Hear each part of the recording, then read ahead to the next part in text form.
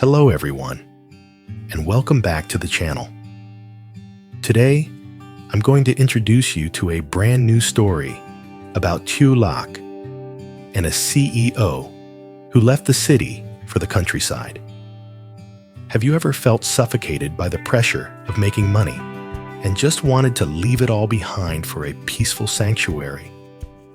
The main character in today's story did exactly that. He walked away from the peak of his career to go into hiding in the forest. But is the wilderness really as peaceful as he thought? Or is it just the starting point for the most violent storms? Put your headphones on and listen in right now. I threw away a $1 trillion fortune and gave up a prestigious CEO position to hide in this corner of the forest and grow vegetables just to find some peace. But it seems God didn't want to let me rest. This afternoon, what I fished out of Tieu Stream wasn't dry wood or fish, but a beautiful girl, gasping for air, drifting with rope marks all over her wrists. In my isolated wooden cabin in the middle of a stormy night, I, a single guy, had to change her soaking wet clothes with my own hands just to save her life. But the moment she woke up, wearing my shirt, the first thing she uttered wasn't a thank you, but a warning that sent a chill down my spine. If you knew who I was, neither of us would survive the night. Turns out she wasn't lost. She was a sacrifice running from a bloody debt contract and a forced marriage. And right now, before the mushroom porridge I cooked her has even cooled down, the sound of the debt collector's hunting dogs has started barking outside the window. What will a former CEO, who's only used to holding a pen to sign contracts, do when he has to hold a knife to face off against a whole gang of gangsters in the deep forest? My secluded life officially ends tonight. What will happen when that wooden door is broken down? Will the CEO's true identity be enough to protect the girl from those bloodthirsty thugs? If you're curious to see how this clash unfolds, hit that like button right now to give me some motivation. And most importantly, don't forget to subscribe and turn on the notification bell to be the first to watch part 2. Now let's get into the details of the story. Hoang slammed his hoe down onto the wet, red basalt soil. The sound of metal hitting stone rang out sharply, only to be immediately swallowed up by the immense silence of the old forest. He wiped the sweat rolling down his forehead, leaving a smear of mud on his chiseled face. 6 months ago, this hand was only used to signing million-dollar contracts, holding swirling glasses of wine at stifling high-class parties, smelling of expensive perfume. Now, it was calloused, full of scratches from forest thorns, and stained with the color of the earth. Hoang was the former CEO of a famous tech corporation in Saigon. He walked away when he was at the peak of his fame. People called him crazy. The press ran headlines about the mysterious disappearance of the young giant. But no one knew about the hammer-like headaches tormenting him every night. Dancing numbers, the haunting ring of phones, and the fakeness in handshakes had drained his life force. He craved silence. He craved being a primal human, sweating to earn a meal, not sweating from chronic insomnia. So he came here, a small wooden house nestled in Cloud Valley, 20 kilometers of forest road, away from the nearest town. No power grid, no phone signal, just the sound of the stream and birds singing. The sky had started turning a deep purple. Towering ancient trees wove together like a giant net covering the sky. Hoang packed up his tools and hoisted the bundle of dry firewood he'd just gathered onto his shoulder. That familiar headache throbbed briefly at his temples, but lighter this time, like a weak reminder of the past. He took a deep breath, filling his lungs with the smell of decaying leaves and the cold vapor rising from the earth. Time to go home. Huang's way home cut across Tieu Stream. Locals called it that because during leaf fall season, red leaves floated on the surface, making the stream look like it was dyed with blood. But today, the water was crystal clear, trickling over mossy rocks. Huang walked slowly, enjoying the cold starting to seep into his skin. Suddenly, he froze, about 10 meters from where he stood, where the flow was blocked by a large rock shaped like an elephant's head. There was something stark white standing out against the dark green of the mountains. It didn't look like foam, and it wasn't a dead log. It was bobbing, half sunk, half floating. Instinct told him something was wrong. Huang squinted, taking a few steps closer. His heart skipped a beat when he recognized the shape. It was a human. Long jet black hair spread out on the water like ghostly seaweed.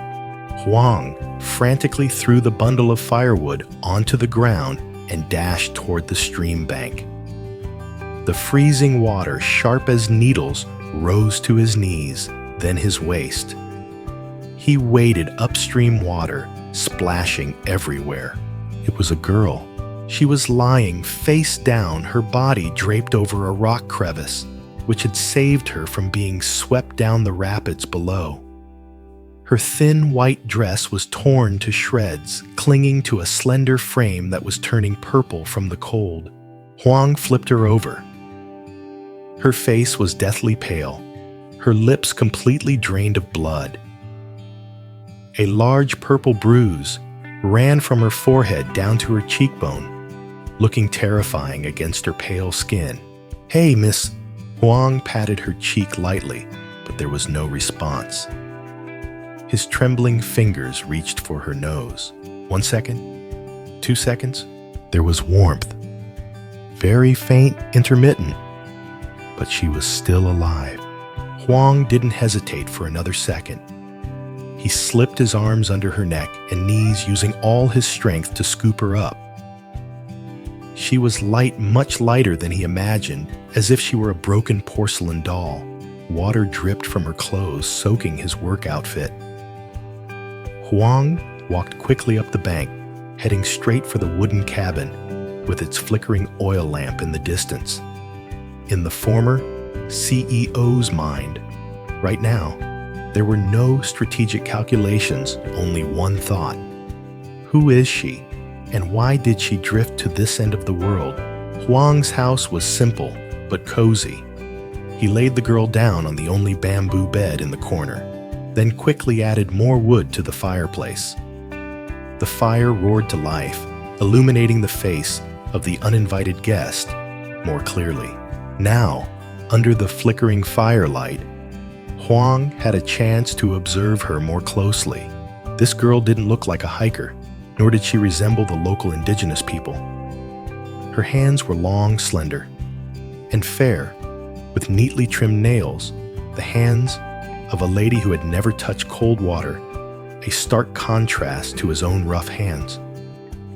Around her neck hung a thin, silver chain. The pendant was a strange emerald green stone that emitted a ghostly glow whenever the firelight hit it. Huang frowned. A city girl.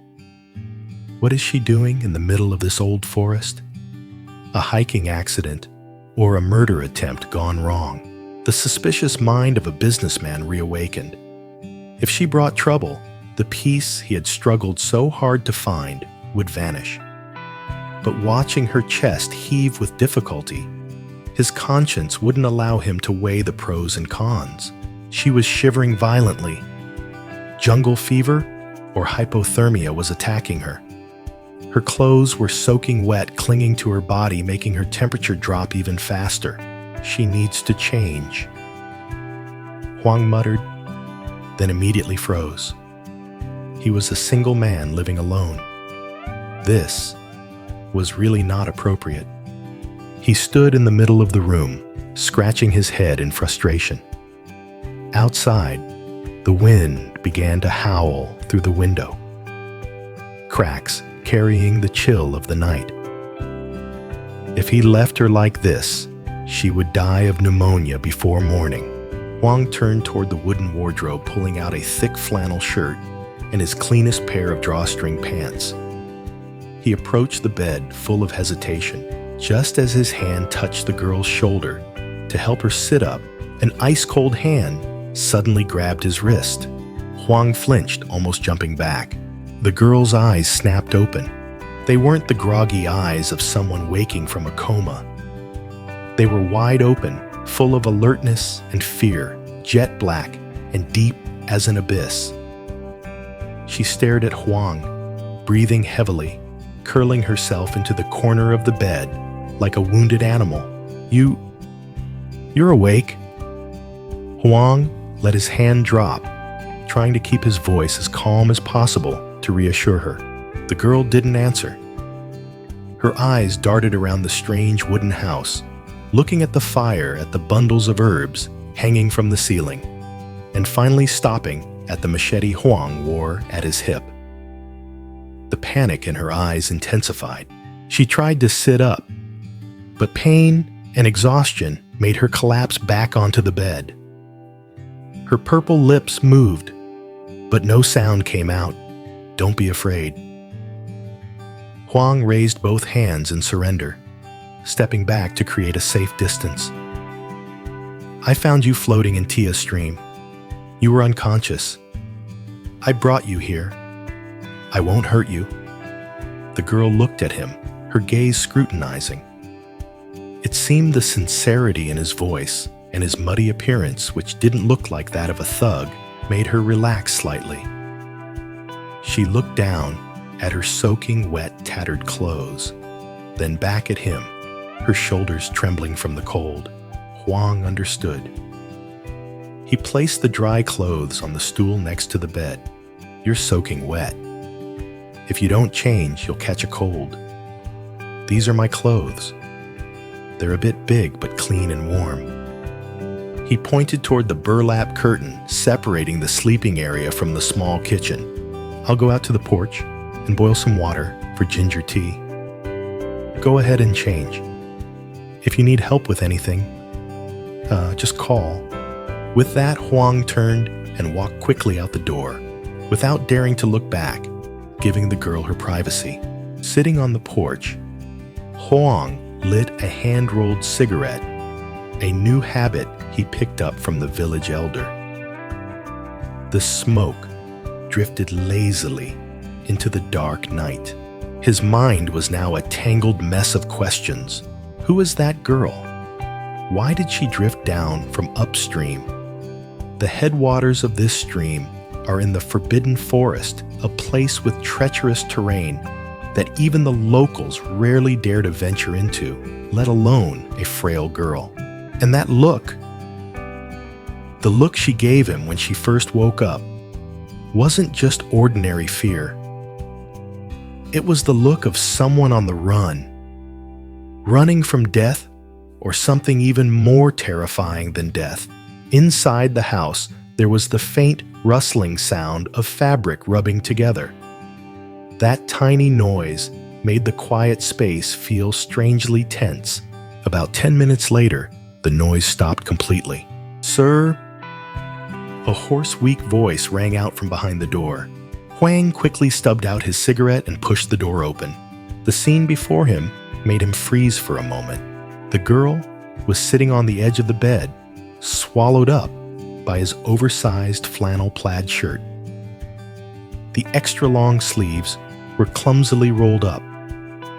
Her wet hair had been towel-dried, falling down to cover part of her face. Under the sickly yellow light of the oil lamp, she looked fragile, but radiated a strange ethereal beauty. But what caught Huang's attention wasn't her beauty. When she reached up to tuck her hair behind her ear, the sleeve slid down, revealing a slender wrist. There, etched clearly into her skin, was a deep purple-red mark circling her wrist. It was a binding mark, not from rough rope, but like the mark of handcuffs or heavy-duty plastic zip ties. Hoang narrowed his eyes, his heart beating faster. This girl wasn't lost. She had been held captive, and she had escaped. She looked up at him, catching his gaze glued to her wrist. She flinched quickly, pulling her sleeve down to hide the injury, her eyes flashing with wariness again. "What is your name?" Hoang asked, his voice dropping serious but not threatening. "Why were you floating in the stream with those injuries?" The girl pressed her lips together tightly, her pale face showing a mix of pain and determination. She looked straight into Hoang's eyes, then uttered a sentence that made his spine go cold. "Don't ask questions. If you know who I am, neither you nor I will survive the night." Outside, the forest wind suddenly shrieked, slamming against the wooden door, as if someone were angrily demanding entry. Hoang looked out at the pitch-black night through the window, then looked back at the mysterious girl shivering in his shirt. His headache was gone, replaced by a different feeling much stronger and more dangerous, the thrill of a new chess game, where life is the wager. "I left the city to come here looking for peace," Hoang said, slowly approaching the fire and tossing another log and sending sparks flying. "But it seems trouble has found me on its own." He turned back, looking at the girl, the corner of his mouth curling into a half-smile, the arrogant smile of the CEO who had once faced thousands of business storms. "Fine. No more questions. But tonight you sleep here. I'll keep watch. Let's see if whatever scares you so much dares to step through that door." The crackling of dry wood in the fireplace was the only sound cutting through the suffocating silence between the two strangers. Hoang pulled an old wooden chair closer to the fire, sitting opposite the girl. He didn't rush.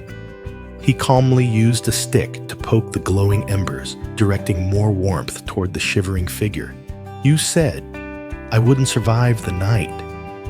Hoang asked, his eyes still fixed on the flames. "In this forest, the scariest things are tigers and leopards, but they're extinct. The second scariest are hungry ghosts, and I don't believe in ghosts. So what did you bring here? Humans?" The girl shrank inside his oversized shirt. Hoang's question seemed to touch the most terrifying nightmare in her memory. She lowered her head, her hands clasping together so tightly, her knuckles turned white. "They are scarier than wild beasts." Her voice was a broken whisper. "They are debt collectors. And also, my fiancé." Hoang raised an eyebrow slightly. A scenario so familiar, it was boring in the high society world he used to despise. He reached for the kettle. Water was boiling on the stove. He poured a cup of hot water dropped in a few slices of fresh ginger, then slid it toward her. "Drink this. It'll warm your stomach. Then tell me your story if you want. I don't like harboring troubles that don't have a name." The girl hesitated, then took the cup. The warmth from the rough ceramic mug spread to her frozen hands. She took a small sip. The spicy kick of the ginger rushed up her nose, melting away some of the numbness in her body. She began to speak, her voice broken, punctuated by choked sobs. Her family used to own a famous restaurant chain in the city. But the business world is a battlefield without blood, yet full of corpses. A spectacular scam by a partner, combined with the volatility of the real estate market, caused her father's lifelong legacy to collapse overnight. Piling debts and compound interest drove her family into despair. My father had a stroke from the shock, and my mother cried until she had no tears left. The girl recounted her eyes staring blankly into the void. That was when he appeared. A nouveau riche thug who got rich through loan sharking and land grabbing. He offered to wipe out my family's entire debt, even sponsor my father's medical treatment. With a condition, Huang interjected, his voice cold. He understood these benefactors all too well. Yes. She laughed bitterly, tears rolling down her cheeks. The condition was me. He wanted me as his wife, a debt settlement marriage. He said it was an honor for me, but I knew he only saw me as a decoration, a trophy to show off to his low-class friends.